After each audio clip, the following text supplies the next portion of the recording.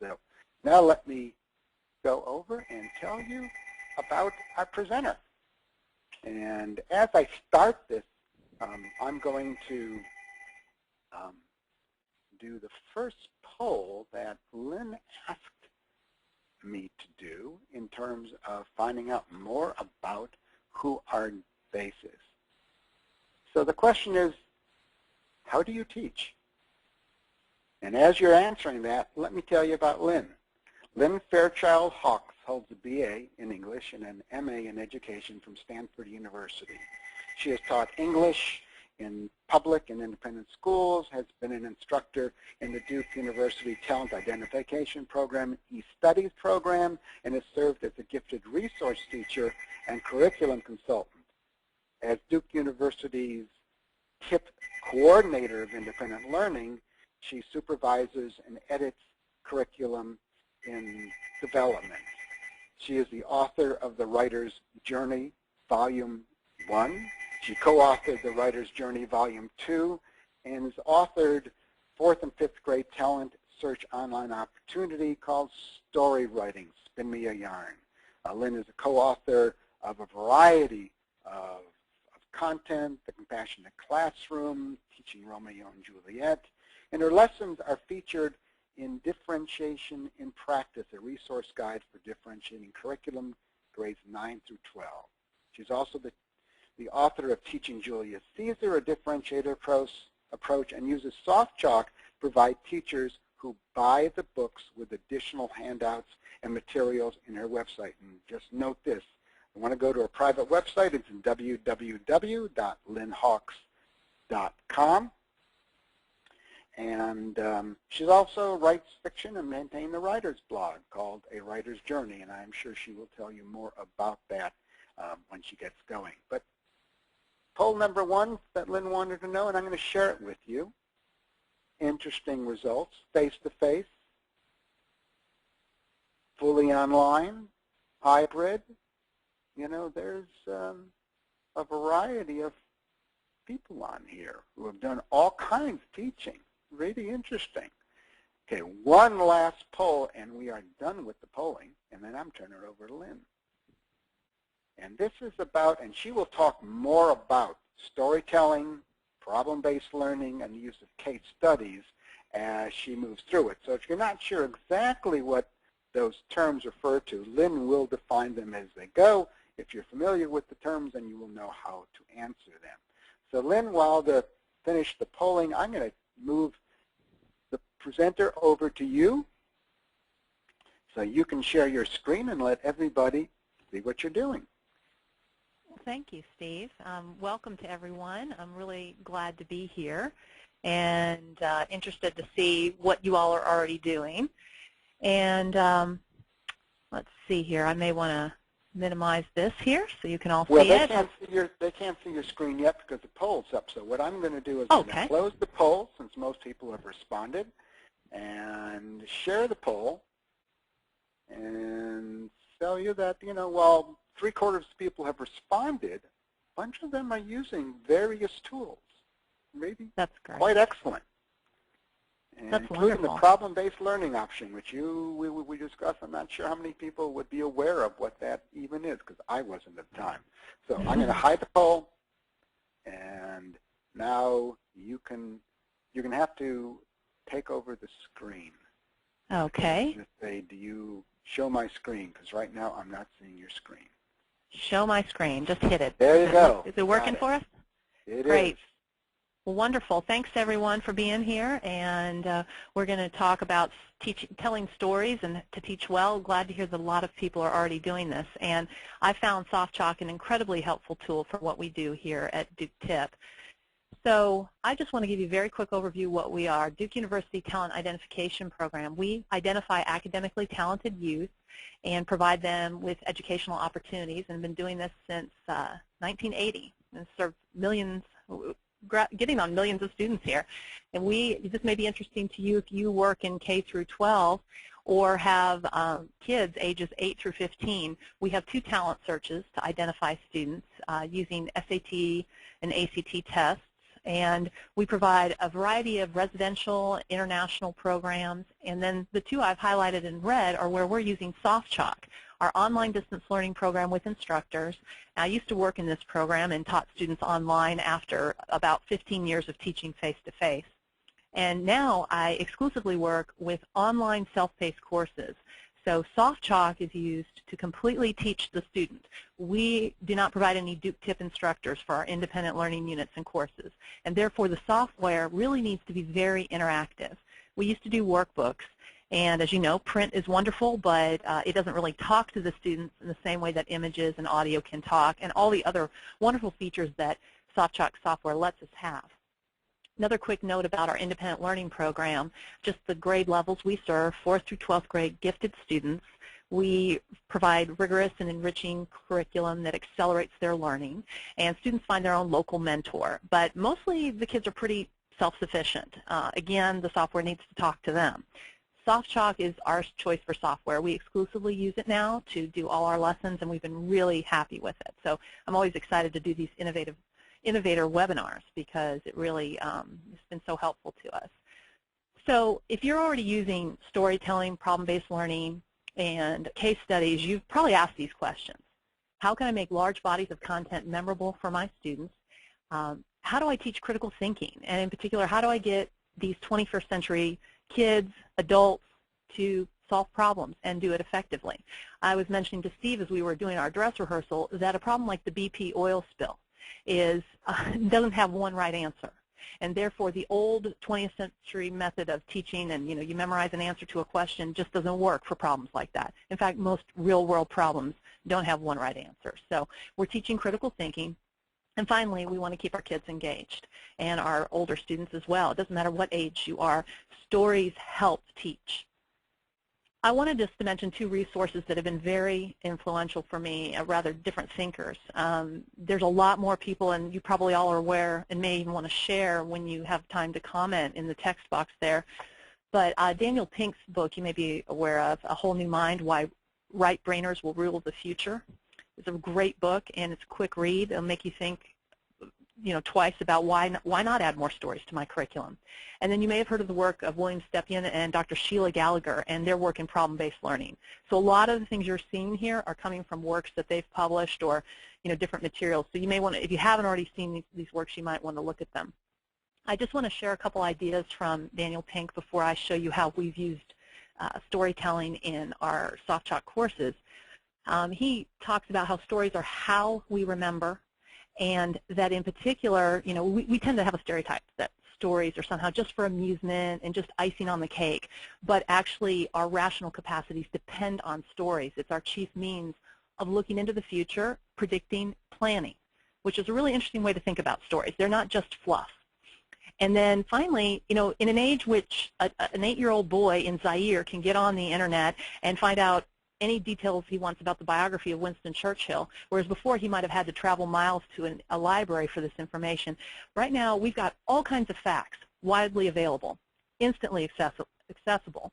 So basically, each one becomes less valuable. So what begins to matter more is our ability, and I'm quoting Pink here, to place these facts in context and to deliver them with emotional impact. And since you're going to have a recording of this, this is another quote that Pink references in his book, but I wanted to point your attention down to the bottom that how stories provide a wonderful compact package for us as we're trying to teach. They bring together information, knowledge, context, and emotion. And that is a great strategy in pedagogy if we're trying to teach. So again, you can go back to the recording later if you need to look at these quotes or pull them out or share them with others. So just a quick refresher and how we see this as Duke Tip and why it fits into our brand of curriculum. We want to have emotional impact with our lessons. We want our students to feel that the material is relevant and that they're connected to it. We want to provide narrative structure or plot because it makes the data, the bits and bytes of our disciplines, whether we're teaching science, language arts, whatever course, makes them cohere in context. We want our students to have skill practice. We want them to simulate the use of the formulas, the methods, the procedures, and ideas, and have them tested in real-world role-playing opportunities. So the students can actually experience careers of the discipline.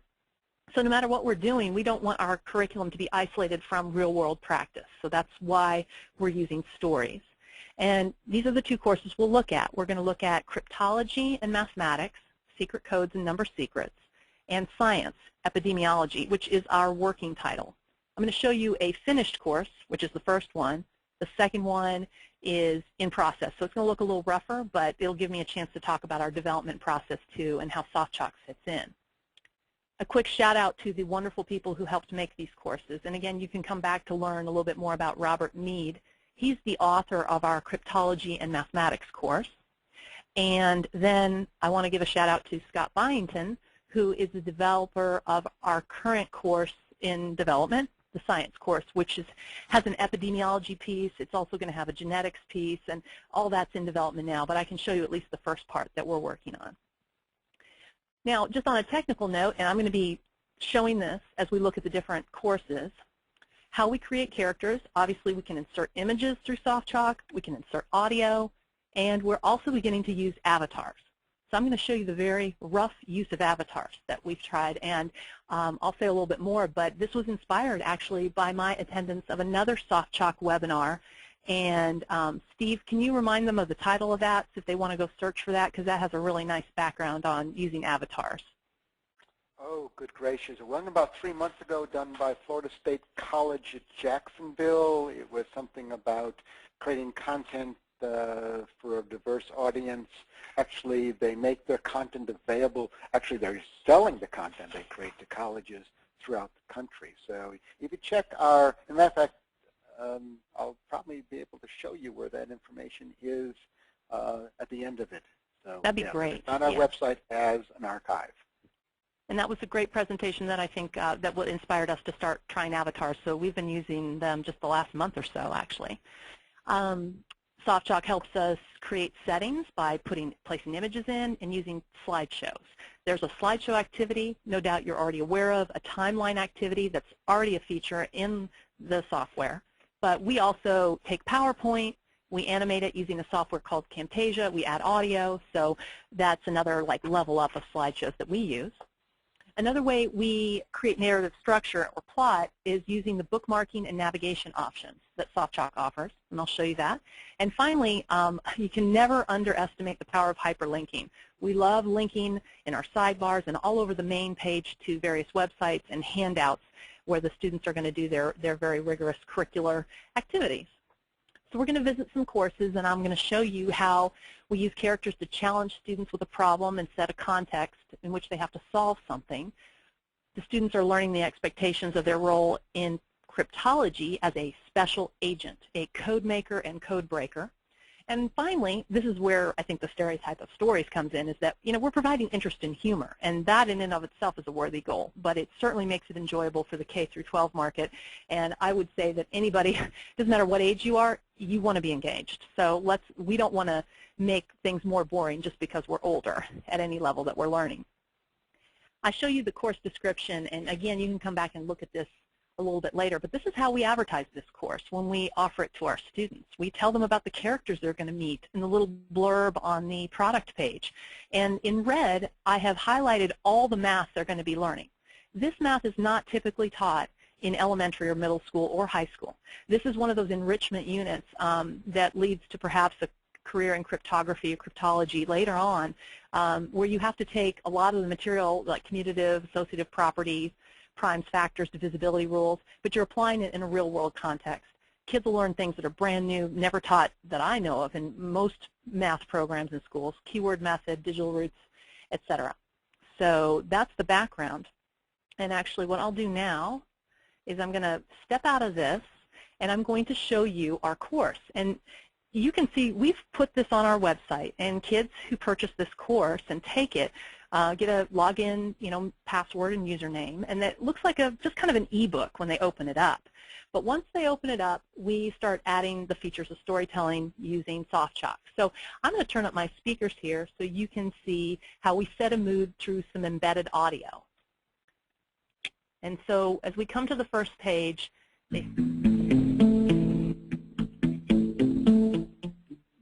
we have an image here that sets the context. we asked the students, what is this guy doing? Is he a spy? You'd be surprised at how difficult it is to keep information private, especially if the information is valuable to someone else. So we're doing what Daniel Pink talks about as high concept. We're talking about privacy. We're talking about espionage. We're setting a scene. And it's easy to do this and just take one SoftChalk page to have a picture of a creepy-looking person to create a real-world context. But then the academic part and the rigor is there in the sidebars. You'll see we have our syllabus. We have linked to the goals, which we find very important for both student and the teacher who's going to be mentoring the student. What are they going to know by the end of this unit? What will they be able to do? What will they understand? And if you note that the essential understandings and questions, why are codes important? What institutions make use of codes? Are some ciphers more secure than others?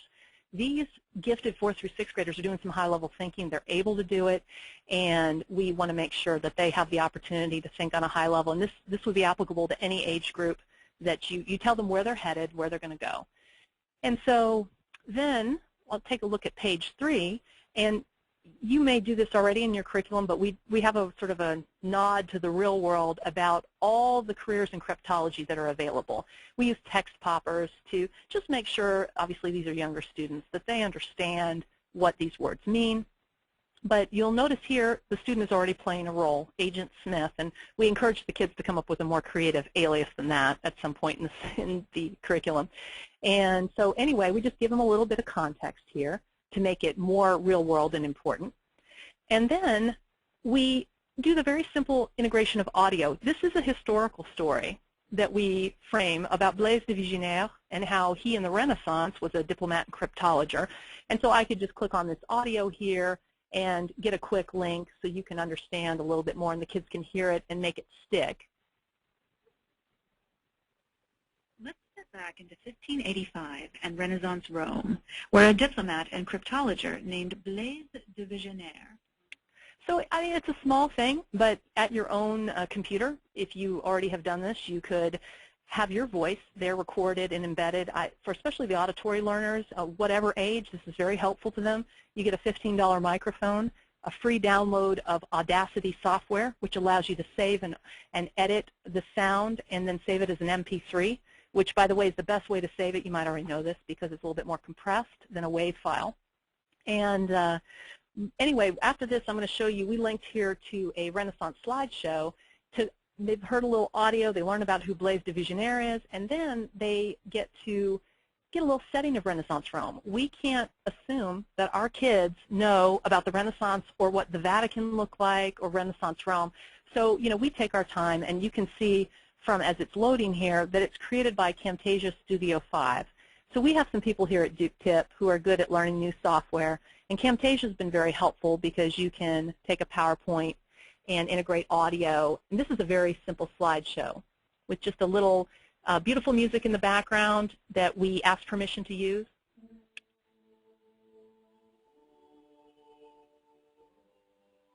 And so basically we wanted the kids to have a little bit of emotional scene setting to feel like, okay, what was the world Blaise de Vigenère was working in and what was important to him. So that's, you know, these are a little bit icing on the cake, but again, the kids are immersed in the world of Blaise de Vigenère, and that was what was important to us.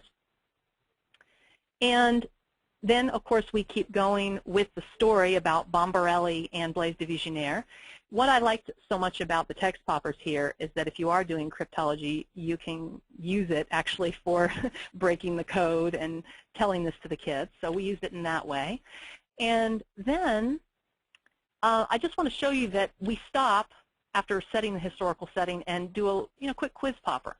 Do the students remember their terms? Do they know what plain text, cipher, enciphering, ciphertext, all these different terms mean? And then, since this is lesson 1, we go on page 11. You're going to meet all the characters that are going to now frame the unit. We created 5 or 6 different people. You're going to meet some of them now who have various connections to the content. So Jenny's going to teach them some things. So you'll meet Jenny Chen. She's actually introducing all the characters here. And I'm going to close this out so you can hear Jenny.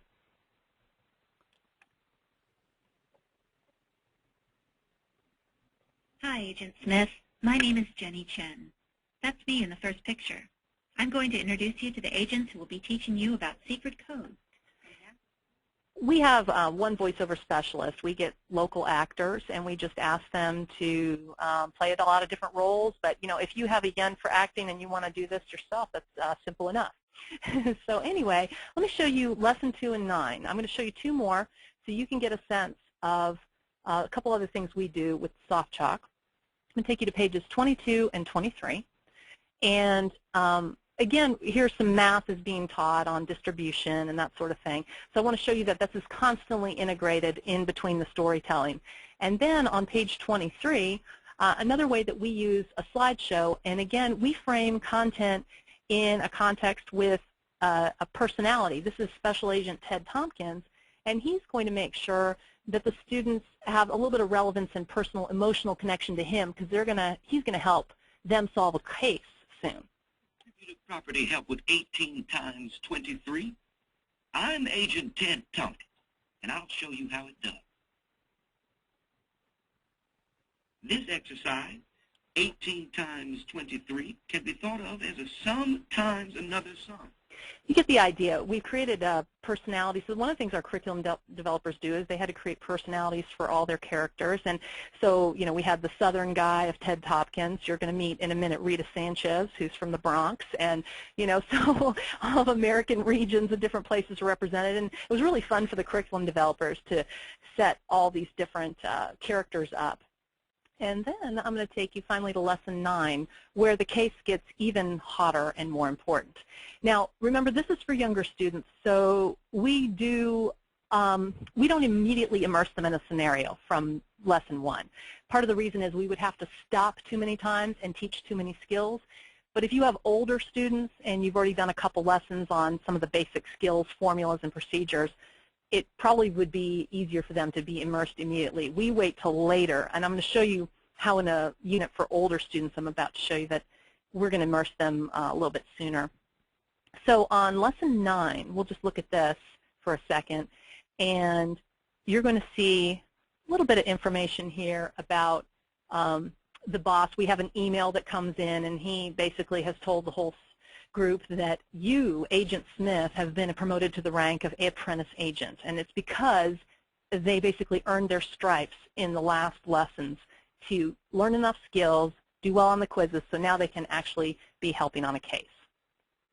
And so here is the audio version where they meet Lieutenant Rita Sanchez of the City Police, and she's going to tell them a little bit about the case. I'm pleased to meet you, Agent Smith. Our sources on the street have confirmed that a large shipment of illegal drugs has arrived in town, and so we are expecting that gangs will be meeting soon to exchange the drugs for a bundle of cash. We intend to break up that sale.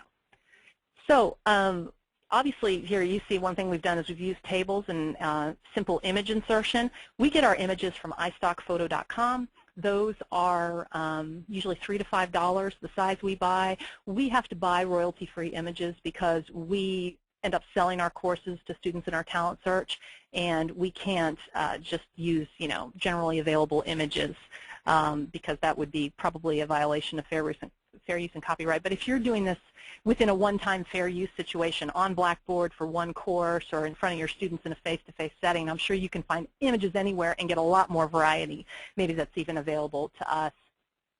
And I just want to stop again and show you how, again, with tables and images, inserting audio here as we've done, and Jenny is again instructing them, so that gives the emotional and relative context or relevant context for them to learn.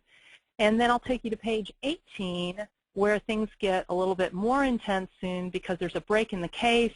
We've picked up 2 more clues about the drug deal, and here we tell them that Ted Tompkins is on a stakeout in a room across the street from the hotel. We can't take the risk of contacting him. So all of a sudden we've used narrative structure to elevate the urgency and why we need their help now. And then when the page opens, one of the things we had our IT folks here at Duke Tip do is embed the sound as the page opens. We didn't do that all the time because that takes a lot of extra work on their part. Rather, well, they're really busy for us, so that's why we don't ask them to do it for every page, but instead of clicking. But you know, you can embed it in the HTML rather than having a little clicking audio if you want to do that. So we did that there. And just one last thing I want to show you is that, you know, oh wow, they've been successful. They've got to do their log. They are tested quickly on an idea. And one other thing I think I want to show you just real quickly is that back in Lesson 1, we set up everything on the final page of Lesson 1 by asking them to realize they're part of a team, and they have a log format here where they have to create a log section and all the math they're going to be doing, all the questions that come up, things they're going to be dealing with. I know, too, on page 5 here, or 6 it was, I believe, we have a section where we ask students, okay, yes, and again for K through 12, I think this is really helpful. We've taught them all these vocabulary terms. Now the assignment we give them is ask them to discover a new story about divisionnaire that no one had heard before, and tell that story the world has yet to hear.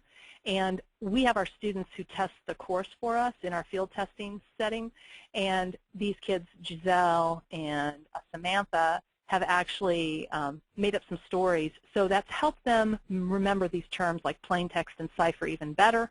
And this girl wrote a futuristic story of how one day she's going to be working in the field of cryptology. And we thought that was wonderful because that really means that they've memorized it and it's become part of their understanding. So I'm going to take you back now and show you a science course. And I'm sure if you have some questions, I'll be glad to answer them soon about the math. I think we're going to have time to look at a science course and then just enough time for questions. And we do a lot of this storytelling in many other subject areas as well. Problem-based learning. That's a plot that immerses students in a situation of urgency. But what's a little bit different than what you just saw is that it's a really ill-structured problem with many detours to follow. And you've got to harness all the skills of the discipline, and you're not necessarily told which ones to use when. I mean, you're given some guidance, but let me bring this up to full view here. But you're not really told the right answer or the right direction by the teacher right away. And SoftChalk is a great thing to use this for. I'm going to go very quickly through this rubric because I know you can return and you can borrow parts of it. This is the rubric we are using to judge our own scenarios that we built.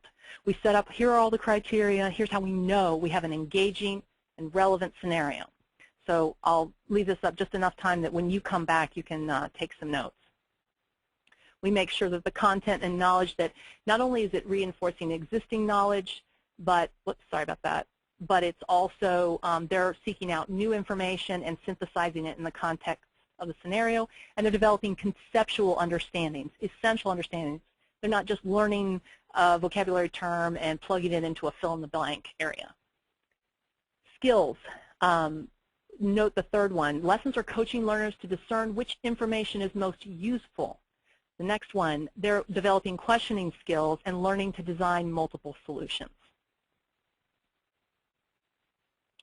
The process, they have to go through reading the problem, examining it, analysis, and again, case studies are a form of problem-based learning, but they usually don't involve as many detours. At least it's hard to do that in a print manual of a case study, but when you bring it online, you use something like SoftChalk, and you really follow the ill-structured nature of a problem in these scenarios, then you have a lot of options, doors, portals that the kids can go through.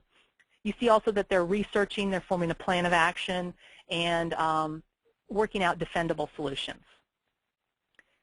I'm big on differentiation, making sure different learning styles, different readiness levels, different interest areas are being honored in the curriculum. So in red, I've noted how SoftChalk is helping us with that by using visual, audio, clicking, which is kinesthetic, and using the navigation and bookmarking features to really differentiate.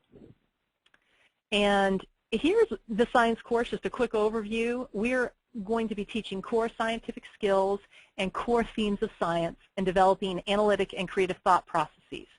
In the science fair scenario you're about to see, The students are going to have to design experiments, look at basic statistical analysis, develop and make arguments for logical courses of action, et cetera, et cetera. I'm just going to give you a small taste of that, but these are some of the things they're going to be doing in this course. We also want to excite them. This is for gifted 5th through 7th graders, so it's really written at a 9th grade level, you could say. We're getting them ready for chemistry, physics, and biology, and they earn their stripes, become certified in some skills, and they go into the field and they deal with a complex problem. So what we're going to do now is step out and go to the science fair mystery. So this is a course in development. It's going to look a little bit rough. And I just want to, I mean, we haven't completely formatted it and made it beautiful yet in the ways we like to do it, but we have used tables and inserted images, and we've created several characters that the kids have met before, Dee and Earl, Mo, Ivana, and they've completed their training at the Science Exploration Academy. Now they're going to take a break at the State Fair. Little do they know, a big problem awaits them, of course. Now, before I click to the next page, notice we have not put all the page numbers in the top navigation. We do this for a reason. We want them to click only one page at a time because at certain points we're going to have bookmarks which will force them different directions. We don't want them to be able to jump to page 20 and see what's there. And so on the next page here, we just have a couple scenes from the State Fair, and then just to set the scene, we do a quick little ordering activity which inspires them to just find out, you know, what's the ribbon color system to designate awards. And so, you know, ribbon colors from 1st to 8th place, they've got to, you know, try to make it, and I don't even know what these are, to be honest. So anyway, they have to order it in the right order. So it's just a fun little thing to get them in the setting of the story. And then, and by the way, the dialogue here that our developer has written out, and you see the little editorial note, audio sound effects, we're going to be finding sound, which, by the way, besides iStock Photo, where we go, there's a lot of websites that either offer free audio or you can purchase it for a few dollars, and that's where we got a lot of the audio that created the mood and the setting before in the last course. But here, these dialogue pieces are all going to be converted to avatars. So they look really dull right now. Let me show you real quickly an avatar, and I want to tell you just a little bit before you see it. We're using Crazy Talk software, which I learned about through the SoftChalk webinar. It's about $150, and we've hired someone who has some pretty good tech skills but has never done avatars before, but she's very adept at learning new skills. And so on our, you know, nonprofit budget, we were thinking, hey, can you learn this? And she's already been successful with a first draft. So here's Mo, one of the characters. I just wanted to show him to you real quickly. We're still working out the mouth, etc., but what we do is we record audio, we pick an iStock photo, pay a few dollars for him, and then she animates the lips and the expressions. And so this is the first run. As I mentioned in that SoftChalk webinar, you'll see even more polished avatars. They're using, some of them are using cartoons, but we're going to use real photos. So the lips are being worked on right now and everything, but we're very excited because everything you just saw in terms of dry text dialogue is going to be converted to this.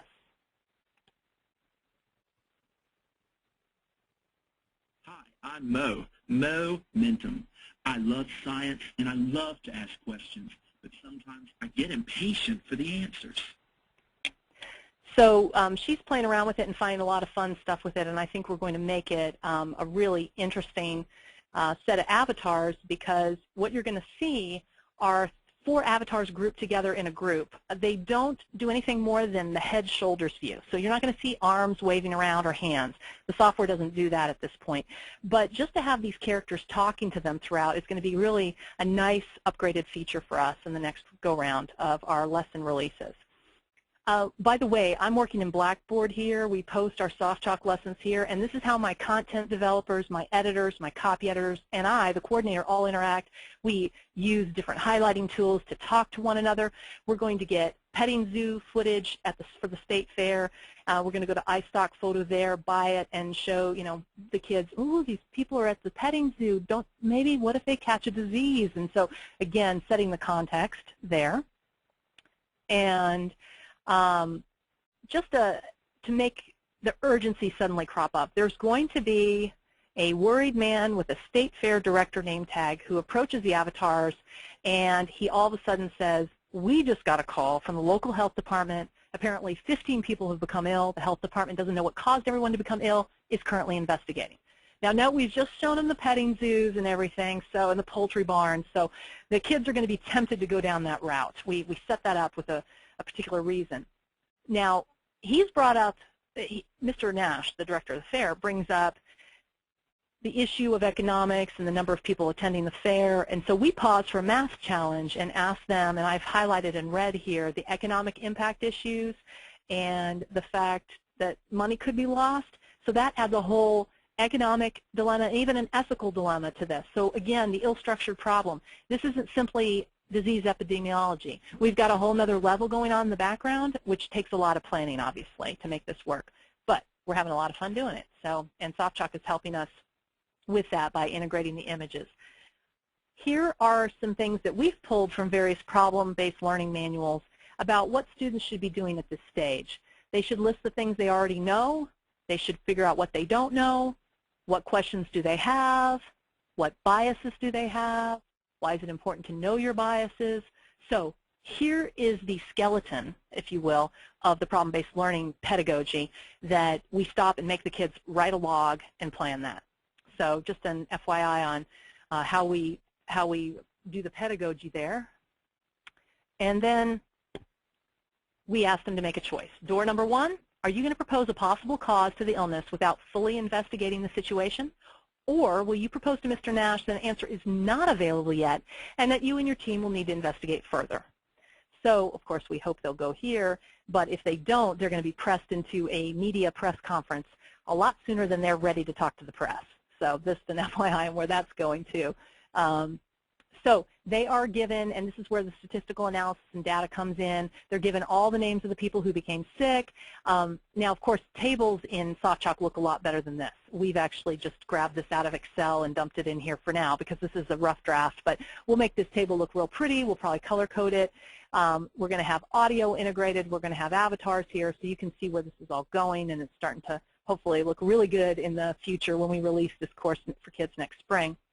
And, oh, no, the media has become involved. In the 24/7 news cycle, now Walter Concrete has gotten a hold of this. We're going to turn this into video. And, you know, you can do this with a flip camera outside. You can have just somebody staying on the street corner and with a funny hat on and pretend that they're reporting from the scene of the state fair. We're going to try to do a little more professional video of that and hire an actor. And this reporter is going to keep coming in, and he's going to keep pressing the kids to make decisions faster than they probably should have. In this very automatic, frenetic society that we live in, if I might say that, often critical thinking is not honored. We just want a quick answer now, but we need to teach our students to be reflective. And so we have these pressure points put in, and hopefully that will, you know, the kids will realize, we'll make them reflect later about whether they took the bait or not. So I'll just show you a couple more pages because we're coming up on the time when I want you to have some chances to ask questions. We are going to also integrate video where we film. We're either going to hire actors to play roles, or we're going to actually talk with real-world consultants if we can get them, people who are actually epidemiologists, and have them advise the students. So these will be one of the many resources besides the linking to the web. And you can see in the sidebar here how we're going to have some links to places where they can learn about other epidemiologists. But we're going to also have a course reader. We're going to have links to New York Times articles and different places where the kids can go to learn more information as needed. But we will use video and embed that as a media object. That's really easy to embed. By the way, the avatars are just embedded as media objects. In fact, Steve might know a little bit more about that, but they're really easy to embed. And finally, just a couple more clicks here. Here is important because we give them now 3 doors to go through. Consider new information about the victims as reported to the health department, or do you want to look at a background report prepared by the epidemiologist on mechanisms of disease, or do you want to propose a hypothesis for the disease outbreak? So, you know, if the kids go here, they're going to be given information. And again, this is all in process. What we have our developers do is write out the content for a slideshow, then we turn it into a Word document where we have the bulleted slide text, and then beneath it the narration piece. We build it in PowerPoint, we add iStock images, and then we put it in Camtasia. So that's our process. So there's a lot of little background things that we do. And okay, I think that's pretty much it. I'm going to take you back to the PowerPoint and show you, and by the way, that was bookmarking, obviously, to give door number 1, 2, and 3 to the students. And just want to take you, I had one other thought about tech. We're experimenting with avatars, but I'm no longer a face-to-face K through 12 teacher, or I'm not a professor who has 4 courses to teach in a semester, you know, with or without tech support. I don't know what your situations are, but because I'm working in an office doing curriculum development full-time, I can hire and contract with people to do these things. And some of the people I work with, by the way, are available to other people besides TIP and are looking for that kind of work. So, you know, you feel free to write me if you're interested, because these people are great that I work with. But I can tell you that if you just want to do, I'm sorry, click back here. You want to do quick audio recording, remember you can record at your desk. Audacity is a free download. PowerPoint is easy. You don't have to animate it. Avatars, crazy talk, it's icing on the cake. It's really neat. But if you at least insert images, you record some audio, if you're at least including dialogue, and it's text-based, there's nothing wrong with that. So I hope you don't feel pressure to, you know, go super high-tech, because you already have the nice high-tech in the SoftChalk software. We've had quite excellent lessons before we started even adding these Camtasia and crazy talk bells and whistles on top of things. But, you know, what's your pedagogical reason for doing this, too? If I'm going to have video, and I'm going to integrate it, or I'm going to do Camtasia, I want to make sure that there's a really good pedagogical purpose. Like, there's some important direct instruction that needs visual and auditory backup so the kids will process it better.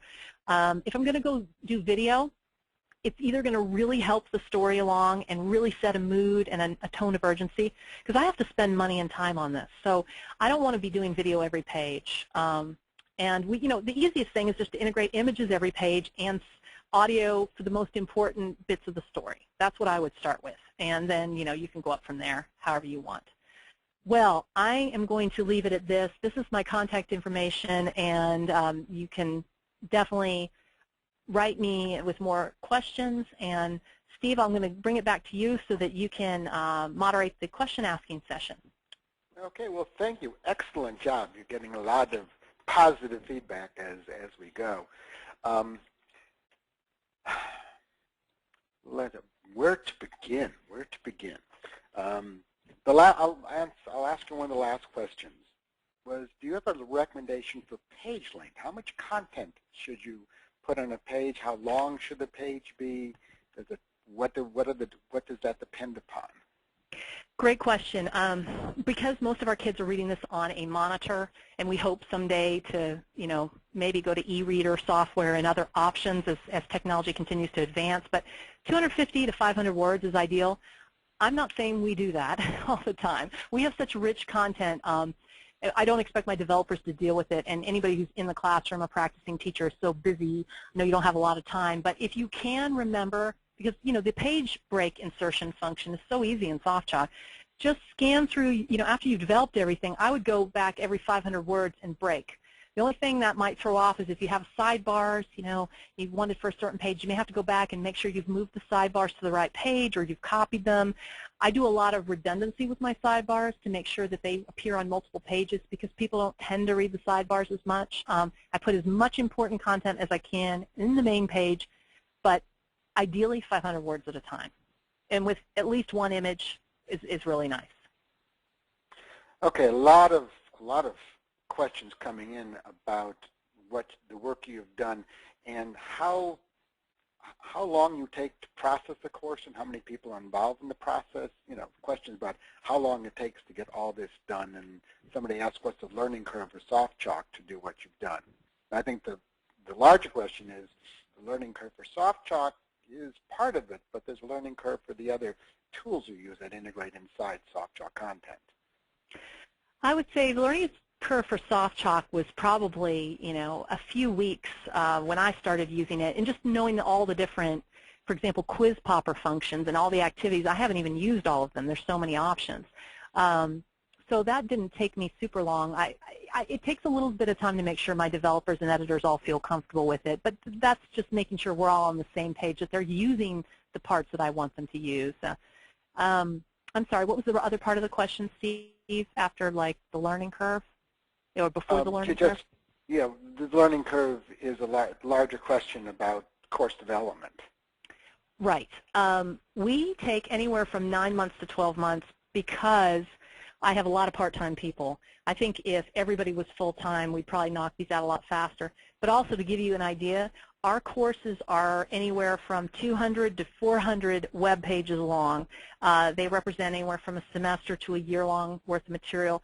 The cryptology was actually half a semester. It was 10 weeks if the students are spending 5 hours a week, a typical set class time. And then the science course is going to be more like a semester. Because it is like publishing a book, and it represents our tip brand, is the other reason we take so long. We have copy editing, we test every link. If I was doing this in a regular course, I could put this material together. Now at the speak, I'm so familiar with SoftChalk, I could do 5 pages a night easily. And then the question for you is how quickly can you get it up to your students on the, you're using Blackboard? Do you have a nice IT person at your school who can put it on the website easily? Those would be the bigger questions, I think. But for what we're doing, we do take 9 to 12 months because we publish, so that lengthens our time. A couple questions I'm just responding to. When you bring a SoftChalk course into Blackboard or virtually for other learning management systems, are you able to track the students' activities using the Learning Management Systems Gradebook? And let me just say yes, since the question just came up. Jonathan Bacon said that point of interest, he teaches instructors how to use SoftChalk in about 15 minutes, and they're off on their own. But somebody asked, and you kind of responded, that they want to know how the avatar code is inserted in SoftChalk. And there's a media insert tool in SoftChalk, which you, depending on the kind of content, the media content, whether it's a flash object or a video file or however it's rendered, you can just bring that into SoftChalk very easily. Because I'm not sure how Crazy Talk, what kind of content Crazy Talk creates, but people have. I think it's a flash object. Okay, that people can import that into SoftChalk very easily. Couple questions about the source of content that you get, and you get royalty-free images from a variety of places, and you talked about that. But in the SoftChalk Media Search tool, there's other places you can find it, and in fact, Creative Commons is part of the overlay on that, in which people can decide, can tell you how you can use the content. And one of the other image repositories is Flickr that you can get access for, and they're royalty-free, at least through the Creative Commons dialog. They can tell you how you can use that content. Let's see, looking at all the questions.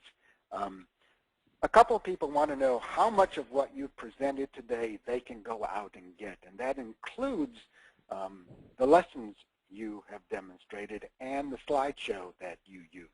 So is it possible for people to get access to any of that? How would you answer that? I would recommend that if they go to www.tip, which stands for Talent Identification Program, .duke.edu, they can go to the independent learning section and they can search. There's a link that says all products, and you can search for cryptology, and some of our lessons are available free. So I think there's lesson 6 from cryptology is sitting there free to look at. It's about 10 pages. A lot of our other products where we use SoftChalk are just sitting there. If you want to buy a copy for school use, you can call us up and ask for our tip store and get a 15% discount if you're a school. And then when you use it, I recommend people buy it as a curriculum guide.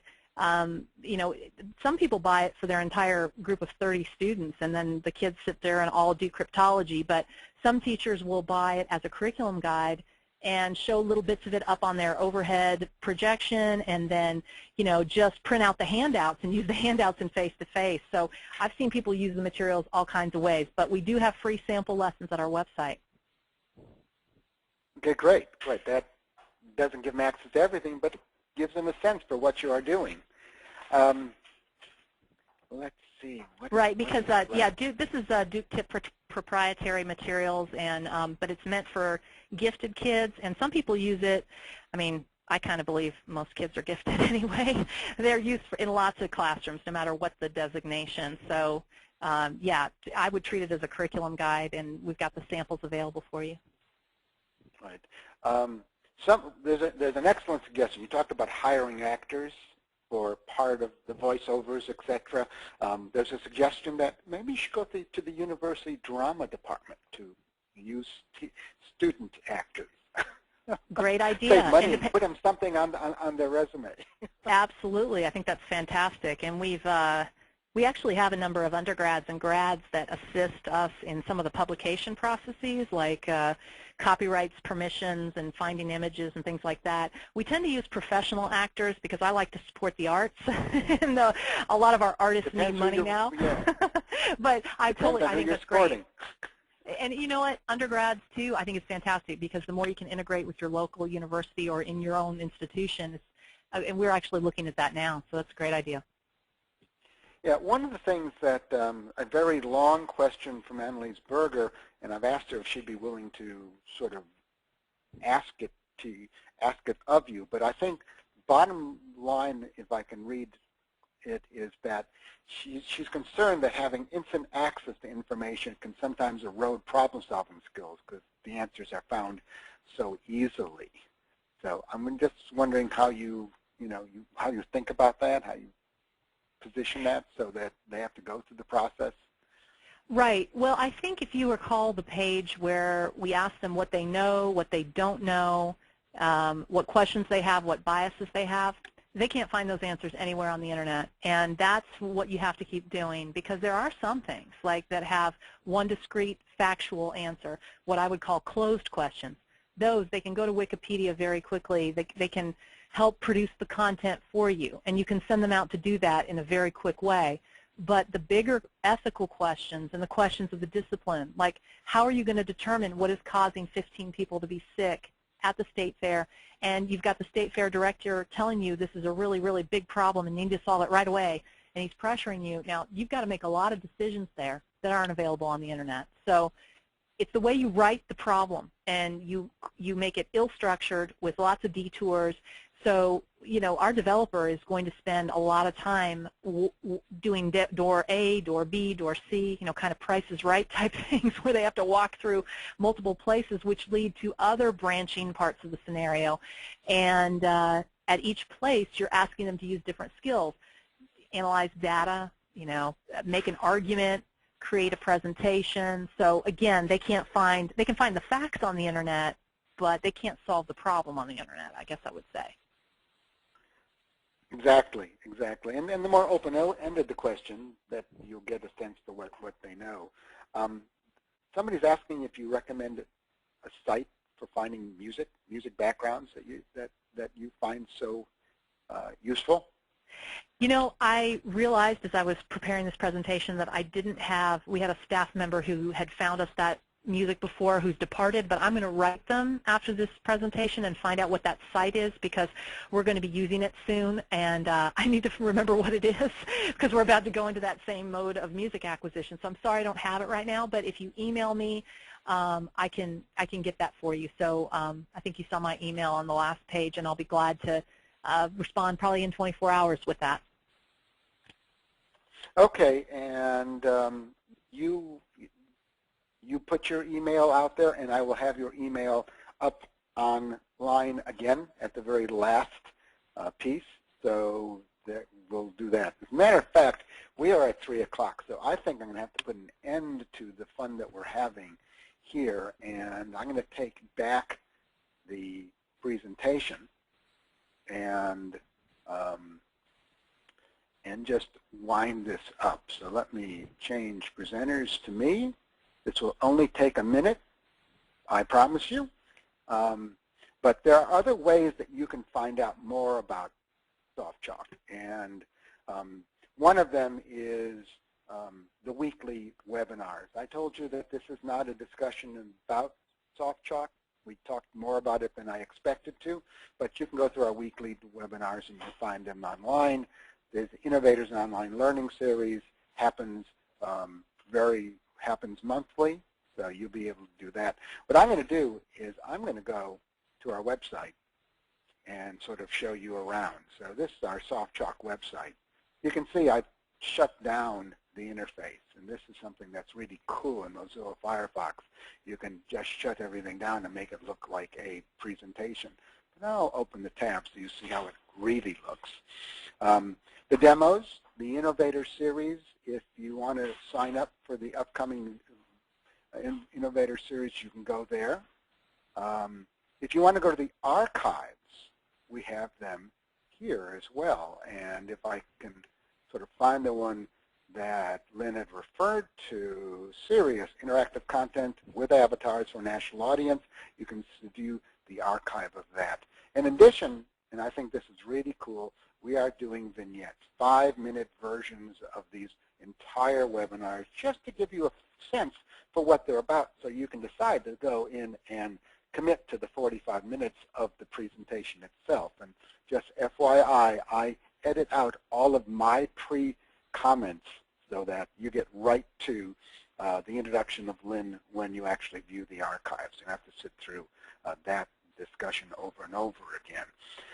We have training sessions that you can go to. We have short courses which, highlight particular portions of the content that you can use. Several comments were given that, 15 minutes of training is all people need. Well, some people need more training than that, so we make sure that you can get any information you want about that. We have quick tour videos, 3 to 5 minute little introductions, and you can get them and look at them immediately. We have FAQs, we have a whole support area. So there's a lot of ways you can find out, and not only can you find out about the content we've created, but we do a SoftChalk lesson challenge, and you can see the last couple of years winning lessons as well. So there's a lot you can do to get more information for yourself. And the final slide, as I promised you, will be how to find out more information about us if you want to contact our sales team because you want to buy it because you can't stand doing without it any longer. Feel free to do so. If you want to talk to me, send me an email at steve@SoftChalk. And there's Lynn's email if you want more information, specific information like the music resource. You could send her an email and say, hey, I'm the one who asked about that. So that is what I really need to tell you today. And I want to thank you all for coming. Lynn, it was a great job as always. And thank you. well,